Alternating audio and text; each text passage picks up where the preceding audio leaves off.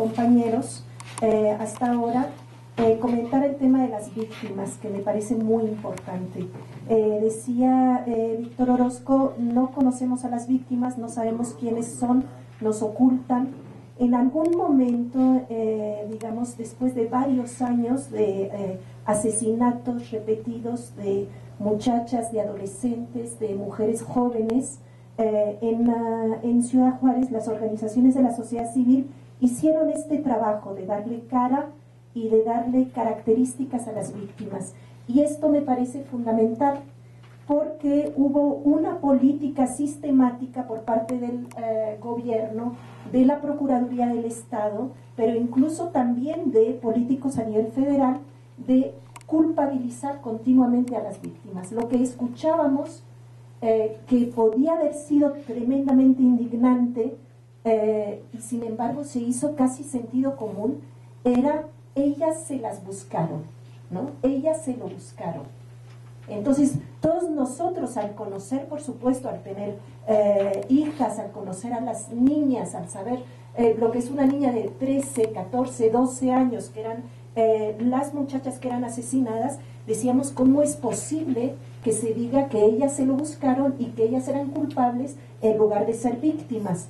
Entonces, esto fue efectivamente el primer paso, pero el resultado de este primer paso fue esta cultura de aceptación, que además era fértil para eso, porque ya era una cultura tremendamente patriarcal, ya era una cultura donde era normal que los políticos se reunieran en la cantina y discutieran, digamos, y tuvieran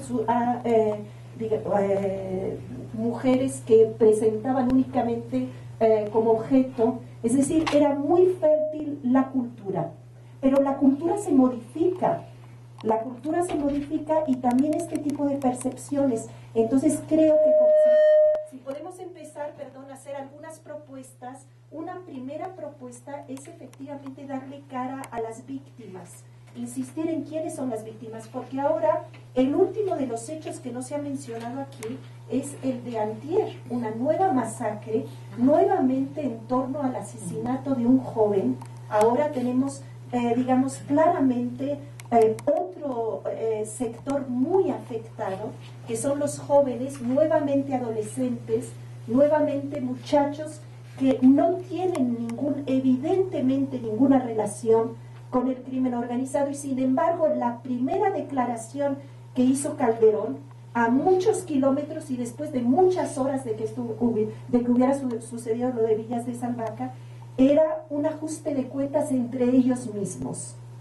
Y la primera declaración que hace el presidente municipal de Ciudad Juárez después de la masacre de antier es: uno de las víctimas en realidad era culpable, era ladrón, y era un ajuste de cuentas nuevamente.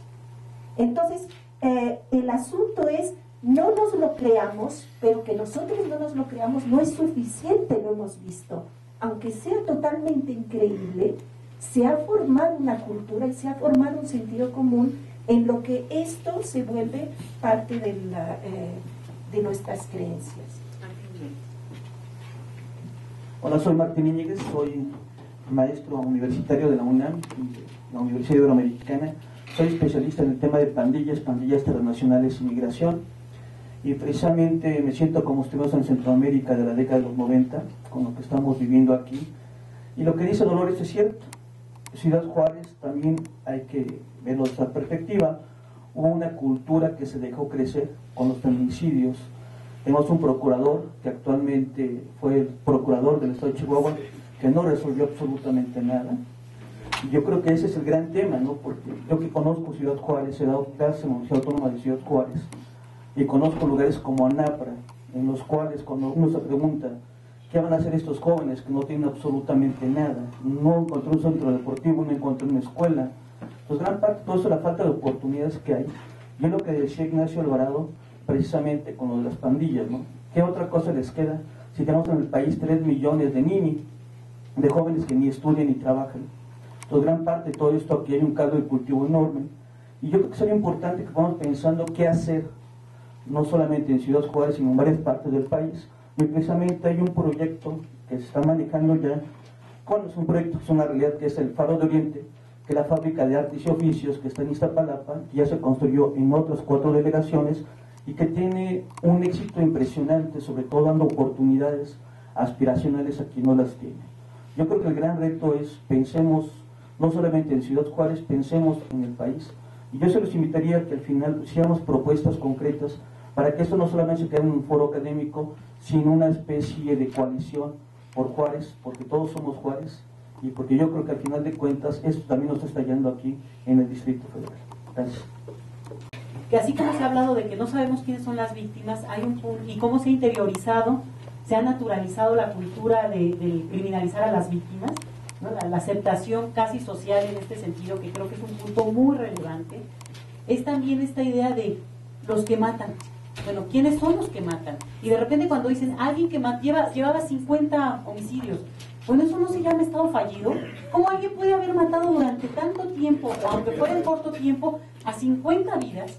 ¿Dónde queda la concepción humana? ¿Dónde hemos fallado como para que alguien, una sola persona, una sola, hubiera cometido un crimen, pero que hubiera cometido 50 o 100? Bueno, ya es la prueba de que no hay valores de cultura de democráticos, ni mucho menos. En ese sentido, eso sería un indicador de estado fallido. Un solo criminal en serie así en un país. Pero bueno, la repetición en los medios, porque caí en cuenta cuando lo decían, y es de repente agarran a un tipo, a otro y a otro, y se les imputan una cantidad de homicidios. Bueno, ¿dónde estaba digamos, el Estado de Derecho para haber podido detener desde la primera vez a ese criminal? Esa es una. Y la otra, también, que tiene que ver exactamente con lo mismo, porque a mí me deja muy impresionada lo que dicen en este sentido de que no hay digo, más allá de que hay una situación de emergencia en este momento, pero que en realidad hay una mentira excesivamente bien armada, que no hay, decía Ignacio Alvarado, no hay esos cárteles. Entonces, ¿qué sí hay? ¿Qué sí hay? Porque algo debe haber. Independientemente de la cuestión muy estratégica, que también me gustaría que lo recuperaran, algo sí debe haber, porque no podemos estar tan paralizados por el puro miedo, ¿no? Entonces, sí me gustaría que lo recuperen en el conocimiento también detallado o de información que tienen, porque creo que eso nos daría pauta también para, digamos, como desafiar ese miedo que no tiene bases. ¿Dónde sí hay bases y cuál es una cosa tan exagerada que también nos tiene totalmente paralizados? Un poco el ejemplo muy pertinente de lo de la influenza, ¿no? Una situación totalmente increíble, una ciudad paralizada por el miedo. Entonces, bueno, me gustaría que lo recuperaran.